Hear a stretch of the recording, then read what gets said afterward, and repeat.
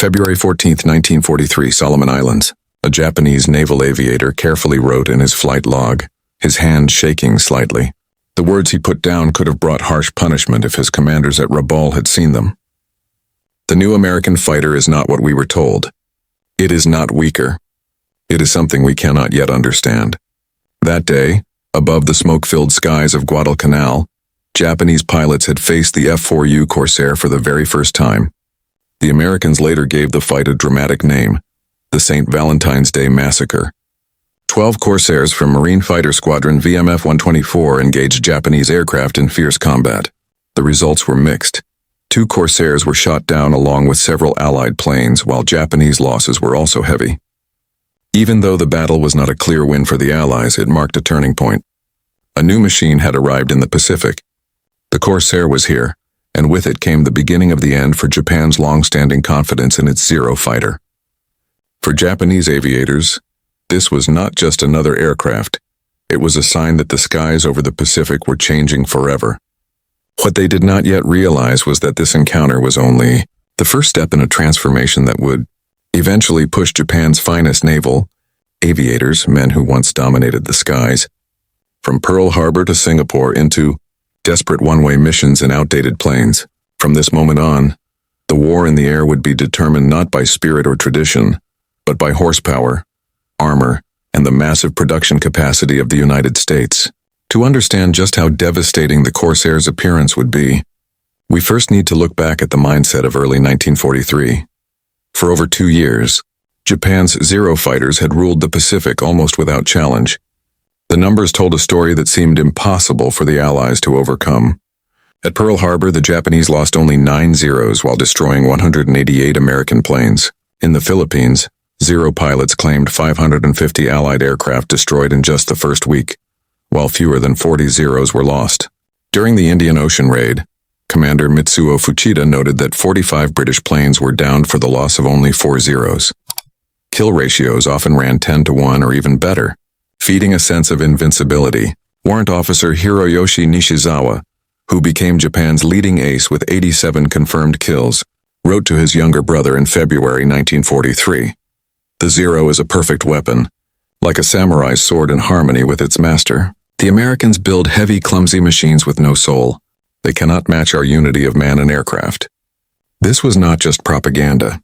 In 1941 and 1942, the Zero's performance was genuinely superior to anything the Allies could put into the air. Its range stretched 1,929 miles, allowing it to escort bombers across distances American planners thought impossible. Its turning radius of 612 feet at 200 mpm was nearly half that of the U.S. Navy's F4F Wildcat. It could climb to 15,000 feet in just 5 minutes and 30 seconds, a full minute faster than its American rivals. Lieutenant Kanami Harada, a veteran of Pearl Harbor with 19 aerial victories who survived the war, later recalled in a 1976 interview, "We felt invincible in the Zero. The plane seemed to respond to our thoughts, not just our hands. We could move freely in the air while Americans stumbled around. Their pilots were brave, but their planes were cattle compared to our thoroughbreds." But by late 1942, cracks in this superiority were starting to appear, even though Japanese command refused to fully accept it.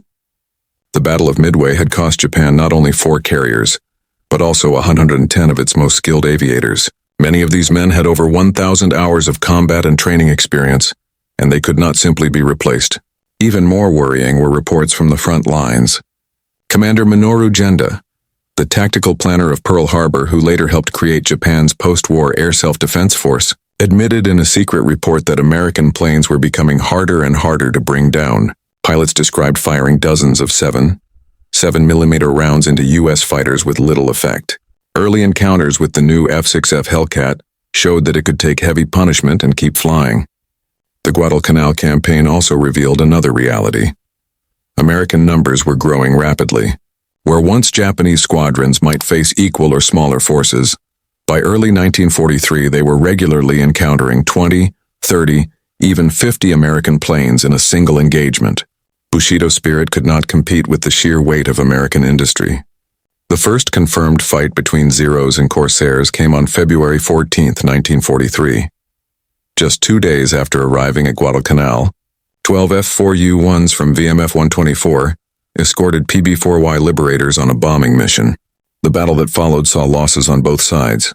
2 Corsairs, 4 P-40s, 4 P-38s, and 2 liberators were shot down.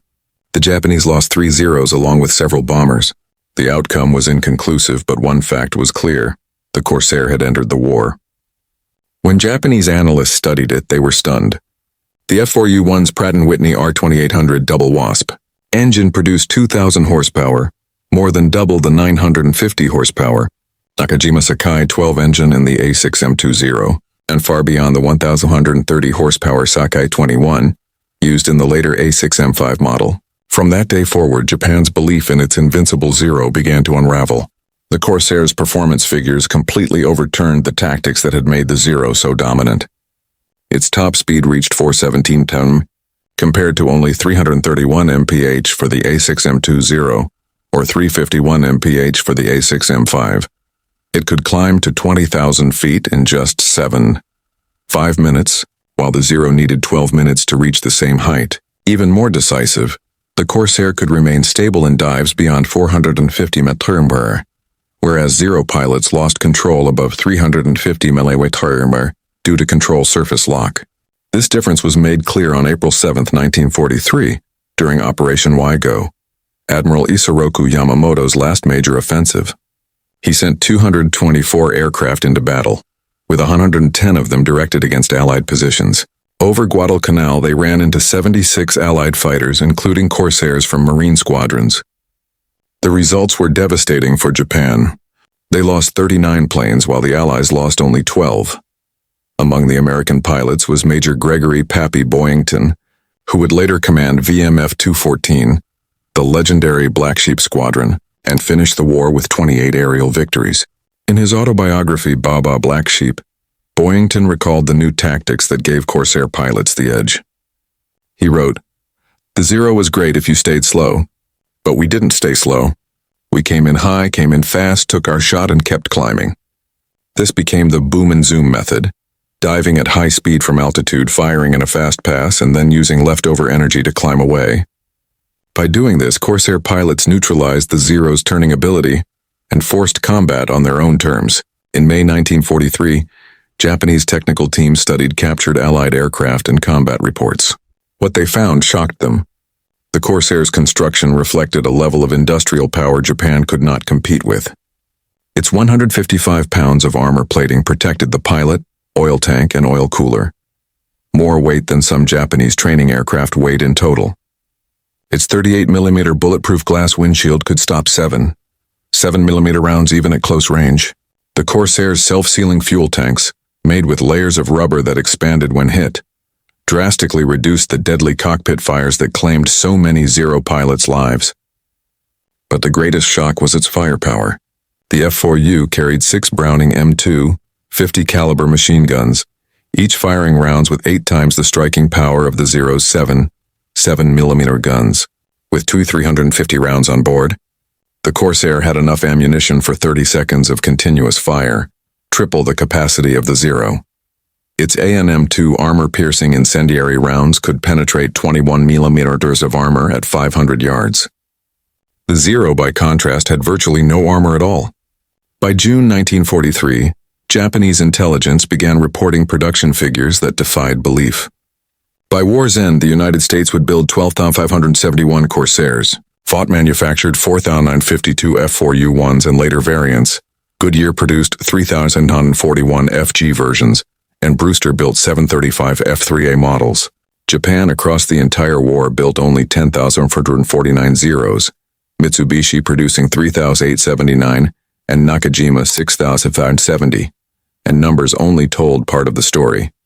American production constantly improved. The F4U-1A featured a raised cockpit for better visibility. The F4U-1C swapped machine guns for 4 20mm cannons. The F4U-1D could haul 4,000 pounds of bombs. By late 1944, the F4U-4 entered combat with a 2,450 horsepower engine and a maximum speed of 446 mph.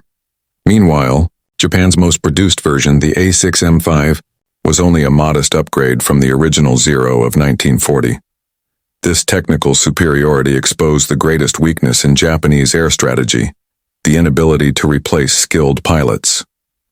Before the war, Japan's naval aviation training was incredibly strict. With a 95% washout rate, only a handful of candidates ever graduated, but those who did were among the best in the world. That system, however, produced only 100 pilots each year. The U.S. Navy's wartime training program was on a completely different scale. By 1943, it was producing 2,500 pilots every single month. Each new pilot received 600 hours of flight training before deployment, including 200 hours in advanced fighters. Japanese replacements in 1943 had only 100 to 150 total hours. By 1945, some kamikaze pilots were sent into combat with as little as 40 hours in the air. The math was impossible to escape. Every time Japan lost an experienced Zero pilot, he was replaced by someone with only a fraction of his training. Every time the U.S. lost a Corsair pilot, he was replaced by someone just as well trained or better. The quality gap widened with every battle. Rabaul, Japan's fortress in the South Pacific, became the graveyard of Japanese naval aviation. From October 1943 through February 1944, constant battles against Corsair squadrons wiped out what remained of Japan's veteran aviators. The numbers tell the story. On November 11, 1943, American carrier groups, including Corsairs, attacked Rabaul's harbor and airfields. Out of 270 Japanese aircraft available, 35 were destroyed and 40 more were damaged. On December 17, 1943, another large Allied strike hit the base, this time with 31 Marine Corsairs, 2 Navy Hellcats, and 23 Renzaf P-40s. Japanese resistance was minimal, and the few fighters that took off were quickly shot down. By January 1944, the situation was so dire that Japanese pilots avoided engaging Corsairs unless they outnumbered them heavily. For an air force that once claimed supremacy across the Pacific, it was the clearest sign yet that the balance of power had shifted for good. The situation in 1944 was the exact opposite of 1941. At the start of the war, a single Zero could dive into a formation of enemy planes and expect victory. By mid-1944, that era was gone. The F4U Corsair itself was not yet a mainstay on carriers during the Battle of the Philippine Sea on June 19, 1944. Most U.S. carrier operations were still flown by the F-6F Hellcat. But this battle, often called the Great Marianas Turkey Shoot, proved just how far the balance of air power had shifted. Japan lost 445 aircraft in the battle, while the Americans lost only 30 in air combat. The kill ratio had completely reversed from Japan's 10-to-1 advantage in 1941 to almost 15-to-1 in America's favor by 1944. The Corsairs that did take part were mainly from land-based Marine squadrons, flying long-range cover missions. Their presence was small, but the outcome of the battle reflected the same reality. American aircraft and pilots had overwhelming advantages. After this defeat, Japanese naval aviation never recovered. By the end of 1944, the psychological collapse among Japanese pilots was complete. Men who had once been the elite of the world's most feared naval air arm now entered combat, knowing their planes and training could not match their opponents. Saburo Sakai, Japan's top surviving ace with 64 victories, described this period in his memoir Samurai. "We had lost everything: equipment, numbers, pilot skill. The new American fighters meant death for our young men. They lacked the skill to fight and the speed to escape." The arrival of the F4U Corsair in October 1944 erased any final illusions. Powered by a 450 horsepower engine, or 2,160 horsepower with water injection, it could reach 446 mph. In every category of flight performance, speed, climb, dive, armament, and protection, it outclassed the Zero. The shift in combat style, from skilled fighter engagements to suicide missions, was the ultimate sign of defeat. Vice Admiral Takejiro Onishi, who organized the first kamikaze units in October 1944, admitted the grim logic during a staff meeting.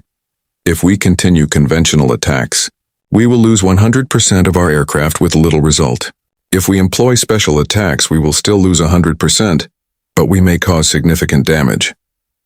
On October 25, 1944, during the Battle of Leyte Gulf, the first organized kamikaze strikes were carried out. 50 Zero fighters, each carrying a 250 kg bomb, dove into American escort carriers. Corsair pilots from Marine squadrons now faced a completely new kind of enemy, suicide attackers. Something far removed from the dogfights of 1942.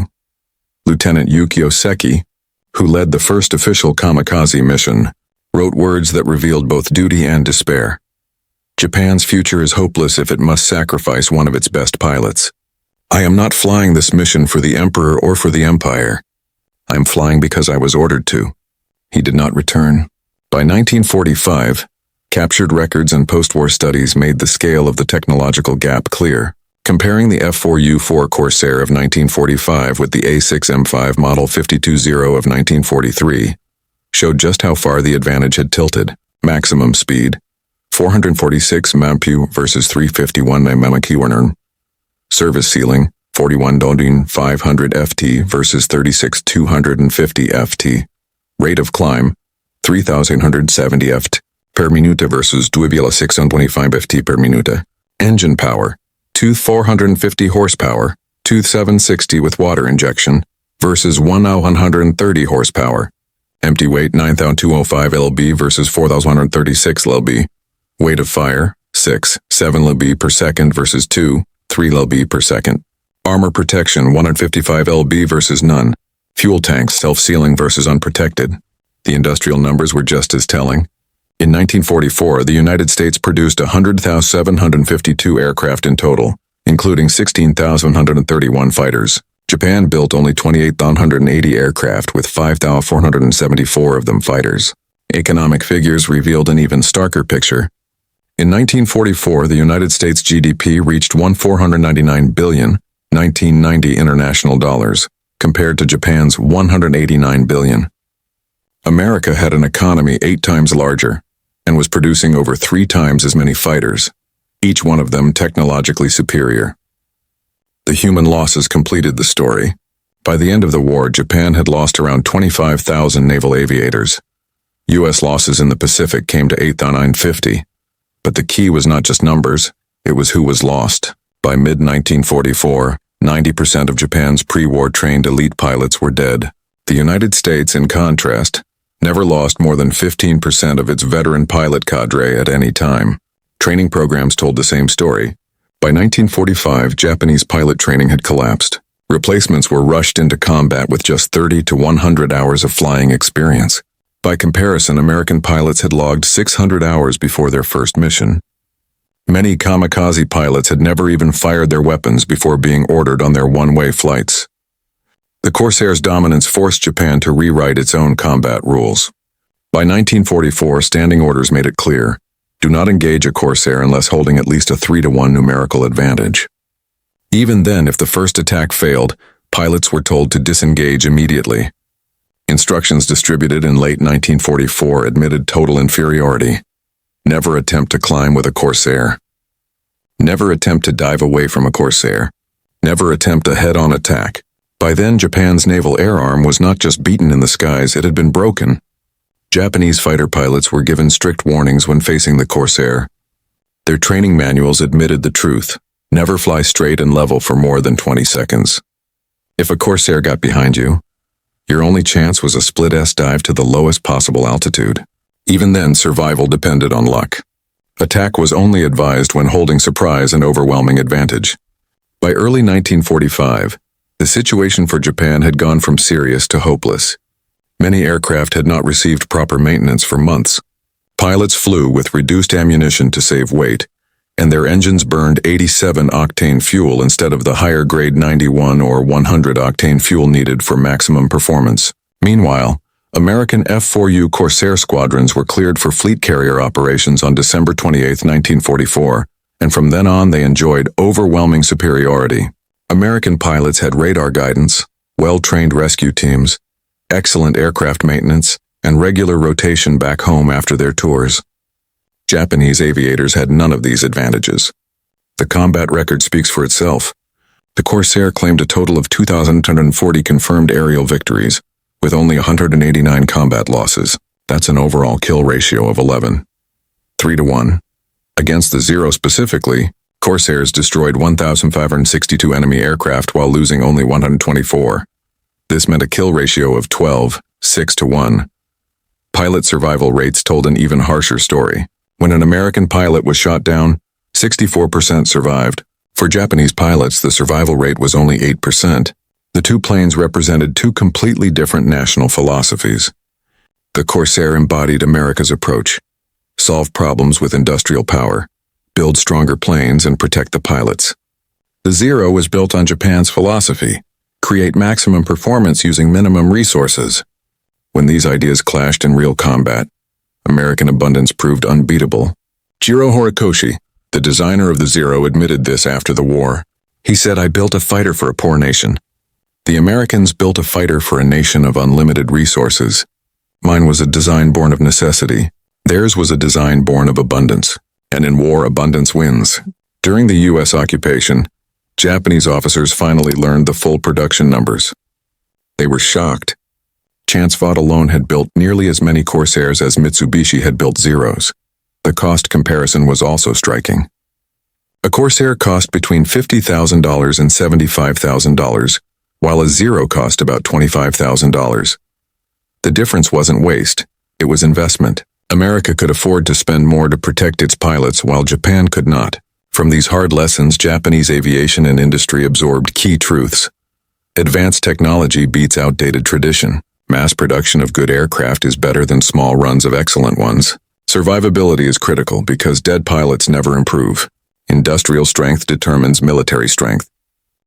Innovation must keep moving because standing still means falling behind. These lessons shaped post-war Japan's industrial rise and contributed directly to the economic boom that followed. The struggle between the Corsair and the Zero symbolized a bigger collision. The Zero was the peak of lightweight design, every ounce saved, every component minimized. The Corsair represented raw power, durability, and firepower with no compromises. When the two met, the result was never in doubt. Twice the horsepower, 6 times the firepower, and real armor protection versus none. Japanese pilots entered the war convinced they were the world's best. By 1945, they knew the truth. Their aircraft were obsolete, their tactics outdated, and their enemy had unlimited resources. The psychological shock was devastating. The F4U Corsair didn't just destroy Zeros in the sky, it destroyed Japan's entire concept of air superiority. It proved that industrial strength defeats warrior tradition, that technology matters more than spirit, and that saving pilots is more valuable than saving weight.